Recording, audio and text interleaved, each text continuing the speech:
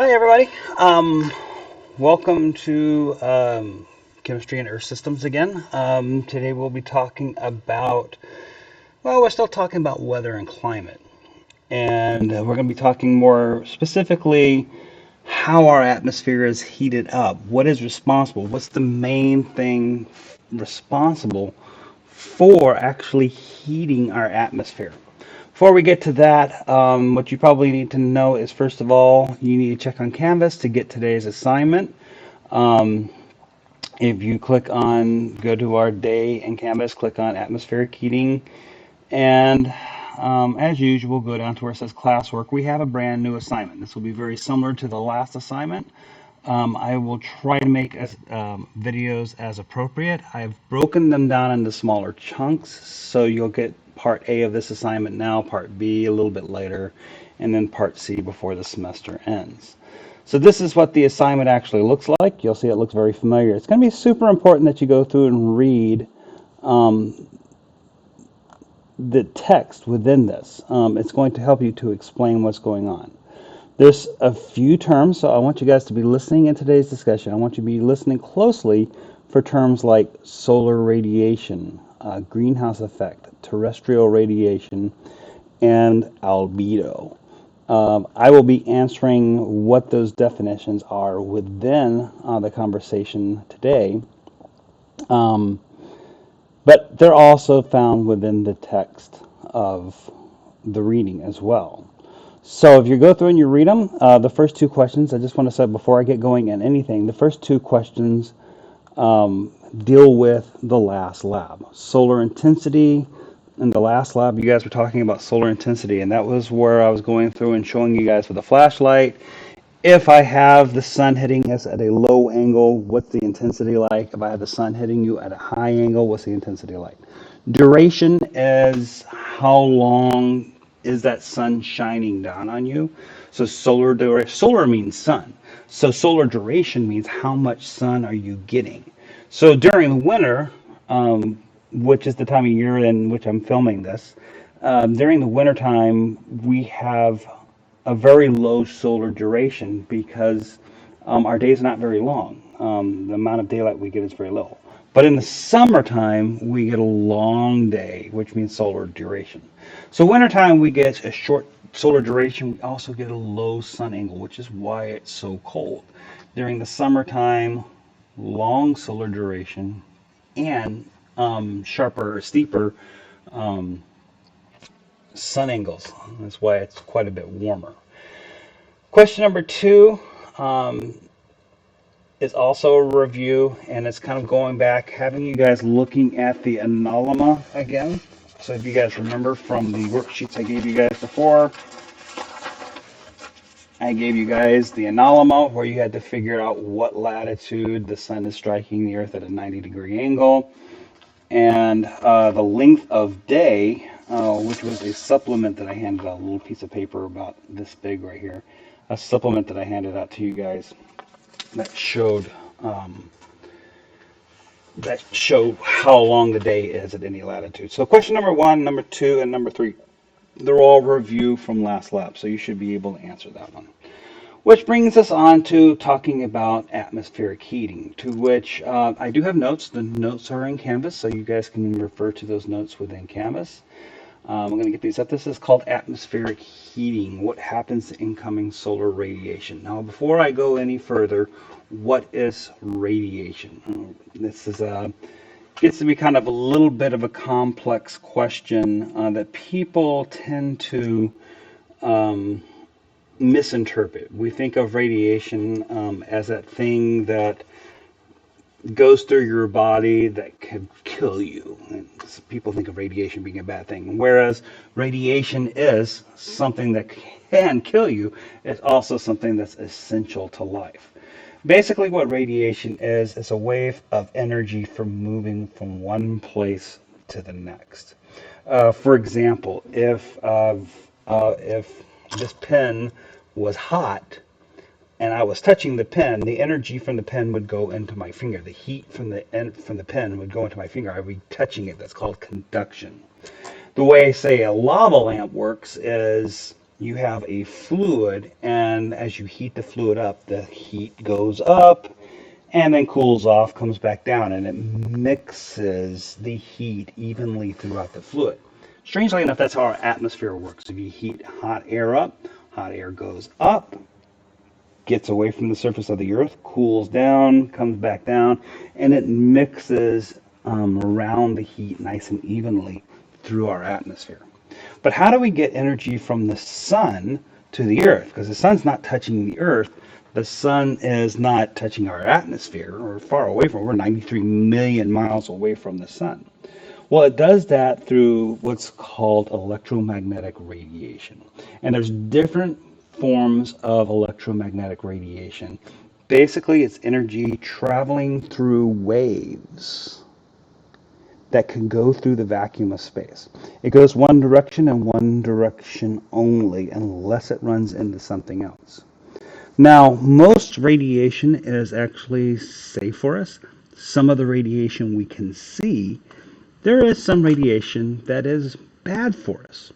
For example, gamma radiation has wavelengths that are so small that it can penetrate our skin and our bones and go out the other side. It's that tiny, it's microscopic. And that's the kind of radiation that if it runs into any of the parts of your body, particularly the DNA in your body, it can cause a disruption in that DNA and cause parts of your body to reproduce more of those body parts or cells wrong. And that's the dangerous thing. X-rays, if not given in very, very small doses, you may have had an X-ray in your life. Maybe you broke a bone or you went to the dentist. That's a small amount of small wavelength radiation that can penetrate your skin but not your bone. And that's what they're doing is they're taking a picture of what radiation can travel through and what it can't. But much of the radiation that comes from the sun is what we like here on Earth, visible light. What you see, the light that's coming in, that's radiation. And what it is you have different flavors of light, really. You have red light, which I'm going to draw on the screen here, which is the largest of red wavelengths. And think about the color of the rainbow. You have the red, the orange, which is not as large as the red, the yellow, which I don't have a yellow pen here, so we're just going to, what could I use for yellow? We're just going to use this black pen right here, if I can figure out how to use it. Yellow, which is smaller than orange. Then you have the green, which is even smaller than the yellow. Then you have the blue, which is even smaller than the green. And then you have indigo and violet, which we commonly refer to as purple, which is smaller than the blue. So what we're seeing, I realize it didn't show up on the screen, sorry about that. What we're seeing here, excuse me, what we're seeing here is when we see light, that's radiation. And the size of the wavelengths for that radiation is defined by the size of the waves. Now we take all that radiation and we mix it together, we get white light. And that's what's kind of going on with that. So that is what our eyes are able to see. What we can't see is radiation that's just beyond. For example, just beyond purple, just beyond, another word for purple is violet, just beyond the violet radiation, there is something called, I'll just use this color pen right here. There's something called ultraviolet, or UV rays, which are even smaller wavelengths than the purple that you can see in the rainbow. Now, this is something that's given off by the sun and actually can penetrate the surface of your skin and can be dangerous.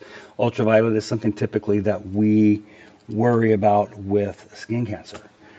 And then there is the larger than red, the even bigger wavelengths, So this is red. This is called infrared.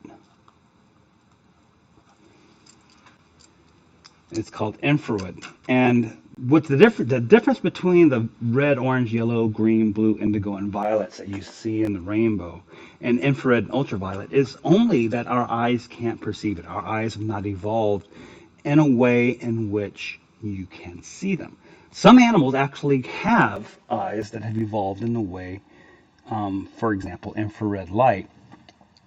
For example, the snake, which is a nocturnal hunter, can actually see into the infrared.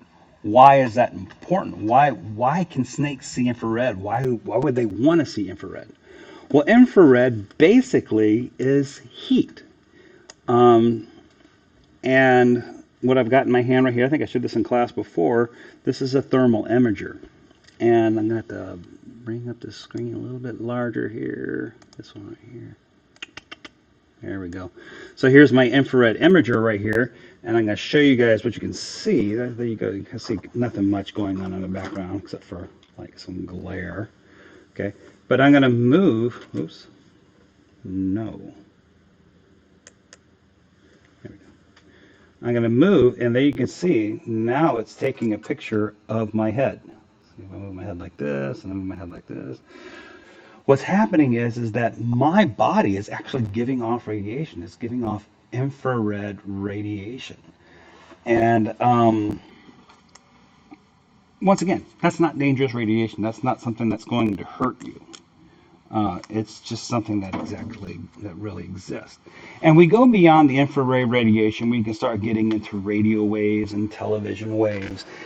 And that's basically radio waves is what your cell phone uses. And the wavelengths that your cell phone uses to communicate to the Bluetooth in your ears and stuff like that, not a harmful kind of radiation. It's just a way of moving energy from one place to the next. So for those people who are worried about getting brain cancer by sleeping on their phones, don't worry about it. It's not the wavelengths that are given off by your cell phones are much too large to penetrate the cells of your skin to create any kind of damage. All right, so that brings me back to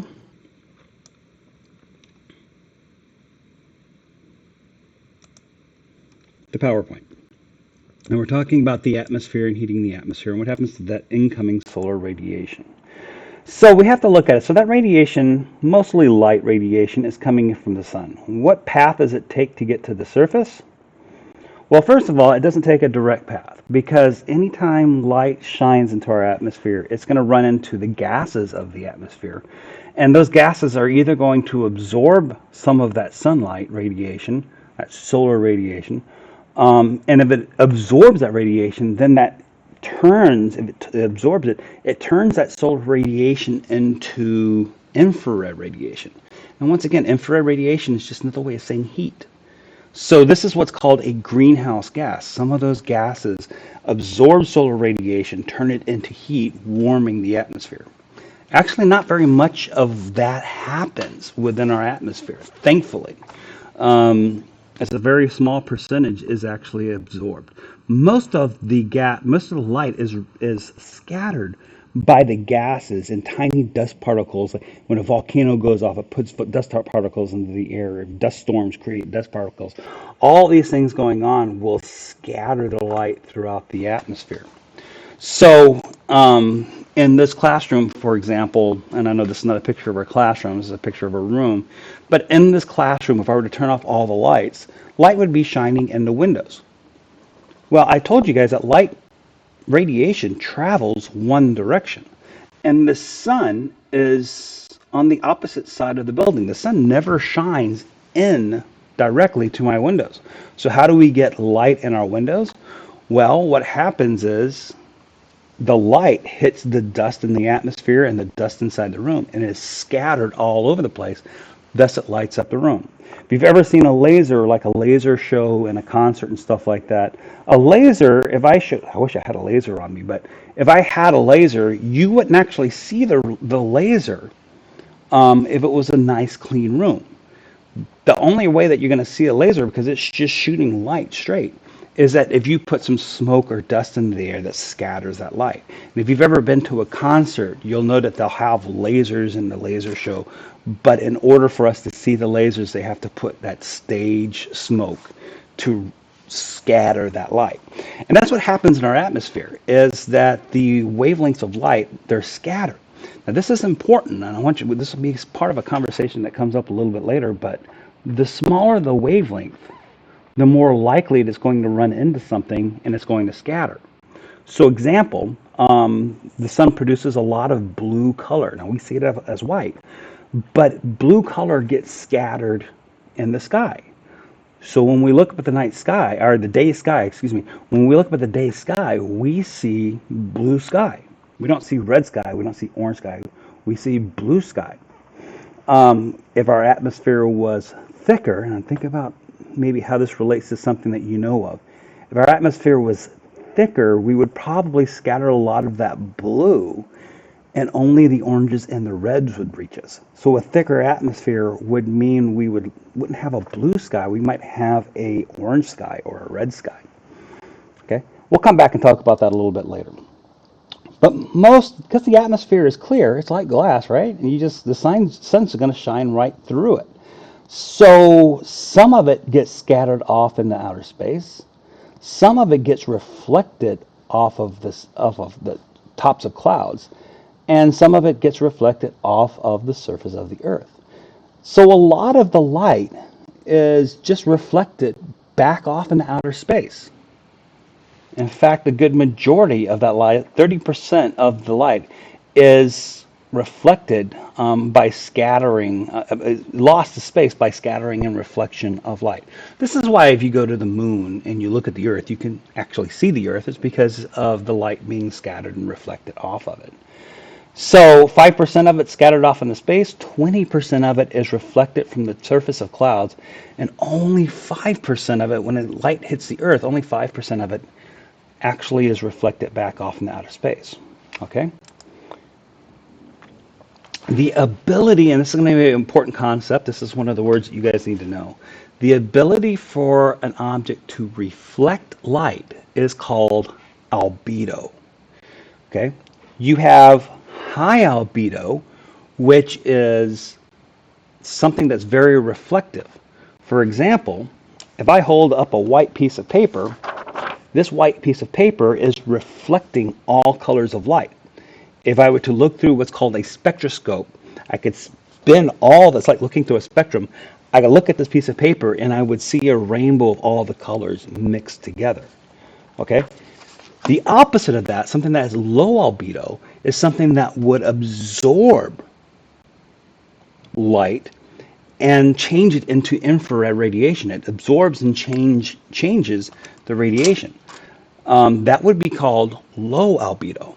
And this is one of those things, it's a cold day outside, and you'll notice that most of your friends during the winter will be wearing black. Why do we wear black? Well, one of the incredible things, we don't wear black in the summer too often. The reason why is that if you go outside and you're wearing black in the sun, the black is going to absorb that sunlight and turn it into infrared radiation because it has low albedo.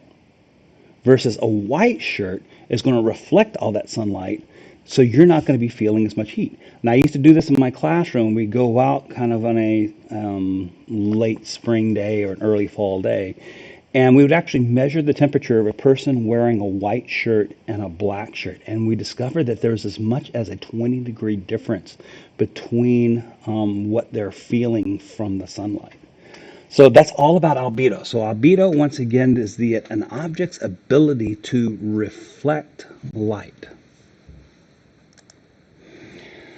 So 20% of the radiation that comes from the sun is absorbed by the clouds. As opposed to 20% reflected, there's another 20% of that solar radiation that's absorbed by the atmosphere and the clouds.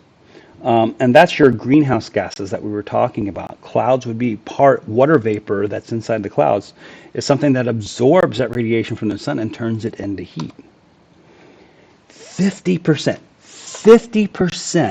of the radiation that comes from the sun is absorbed by the surface of the earth and the ocean. Okay, 50%. That's a lot. That means if it's being absorbed, the surface of the Earth is what is actually heating up our atmosphere because our atmosphere is touching the surface of the Earth. And if you've ever been out on a hot, sunny day and your feet hit, like, say, blacktop and you don't have shoes on, you know that your feet are going to get burned. Why? Because blacktop is black, and that sunlight is absorbed by that black, like this black shirt, making that black surface hotter. And if you've ever been in a big blacktop parking lot in your car, you'll notice that you get really hot in your car because the sun's being absorbed by that blacktop and the air is touching that blacktop and it's heating the air up. Okay? So that's really important to understand that most of the radiation from the sun is absorbed by the earth, the solid and water part of the earth, and being converted into heat. Most of the heat that we experience is right near the surface of the earth.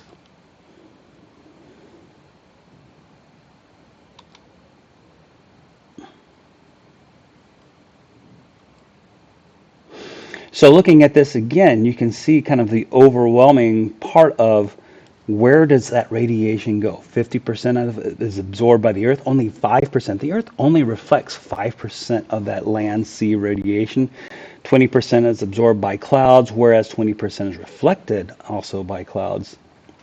5% scattered back into the atmosphere, and that 5% plus the 20% plus the other 5% comes out to be about 30%, which is how, if you're on the moon, you can see the Earth as all that has been reflected and scattered back to somewhere else, lost to space. So what causes albedo to vary? Well, at the time that I filmed this, we just came out of a week of snow.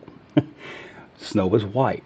What kind of albedo would white be? Well, remember, white reflects albedo, or white reflects light, so that snow created a high albedo, which means it wasn't, if the sun came out, it didn't actually heat the surface of the earth. All that light's reflected back. People who go out hiking or skiing will actually get sunburn on the inside their nostrils and the bottom of their mouth because they're like that. They have their mouth open and their nose is exposed because all that light is reflecting off of the snow back up into their face, and they tend to get a very surprising sunburn as a result of that because snow surfaces have high albedo. Conversely, if you have something like a volcanic rock called basalt is a kind of almost black rock. And if it's a sunshiny day, that black rock is going to absorb that light and turn it into heat. That black rock has low albedo. So it turns to heat. And I can tell you one of the hottest days I've ever spent on the earth is when I was doing an archaeological dig, and it was inside, this is back in eastern Washington, it was inside a black basaltic canyon. And whereas it was only like about 104 degrees in Pullman, which was where we were near, the temperature inside that canyon was about 125 degrees, so quite a bit hotter because of that low albedo. How would the amount of cloud cover, how would the amount of cloud cover, I'm sorry, read this right. If the amount of cloud cover were to increase, what would happen to the albedo? And this is kind of a multiple choice question, so I want you to think about this for a second. Would it increase? Would it decrease? Would it remain unchanged? Well, if you've ever flown over clouds, and if you look at the tops of these clouds, you see that they're white. So what would happen is that you would actually increase the albedo, reflecting light back. And more clouds means we're reflecting more light back in outer space. That's why on a cloudy day, it doesn't get as hot because those clouds are actually protecting us from the sun. So we don't get extreme hot days with cloudy days. But clouds also trap infrared radiation. It reflects it back down towards, so it acts like a jacket. So we also don't get on cloudy days, we don't get that cold either. This part was supposed to be scattered, but rank these from lowest to highest in albedo. So the highest albedo would be fresh snow. That's what's reflecting the most light. A light brown sandy beach would be the second most reflective, Plowed field, which would be kind of dark soil, would be the third highest in albedo, and the lowest albedo, the most absorbing, would be those dark colored trees inside of a forest. And if you've ever hiked in the forest on a hot day, you'll know it tends to get quite a bit hot inside of a forest. Now, something to take in consideration, when I told you that light is scattered, if our atmosphere was thicker, we wouldn't have blue skies. The blue would be scattered off in the outer space by the time it hit the surface of the Earth. This kind of explains something else. If we take the look at the path in which light is hitting the Earth, I want you to notice that here's your Earth, and you'll see that this is the atmosphere right here, this little blue zone, all right? So when the light is hitting the Earth at these latitudes right here, notice the distance light has to travel through. So these people would definitely be seeing blue skies because they can still see the scattered of blue lights. But as we start to get further and further north, and that angle starts to go down, look at that noon sun angle is going down. Look at the amount of atmosphere that light has to travel through. That means a lot of radiation, those smaller wavelengths of radiation, are scattered back off into space. And when that happens, those blues and greens and really some of the yellows get scattered and lost, leaving only the oranges and reds. Now, this is as we're going from north to south, but if you think about it, if we're right at sunset, we're like these guys right here. The light has to travel through a lot of atmosphere in order to reach the surface of the Earth because it's hitting it at an angle. And that's why at sunrise and sunset, we lose those blues and greens and yellows because of their small wavelengths, and we're left with the larger wavelengths, reds and orange. So sunrises and sunsets are typically what color? Orange and red. And if there's a lot of dust in the air, like a volcano goes off or there's a major dust storm in the area, you start even losing some of the oranges and you get these really ruddy red type sunsets as well.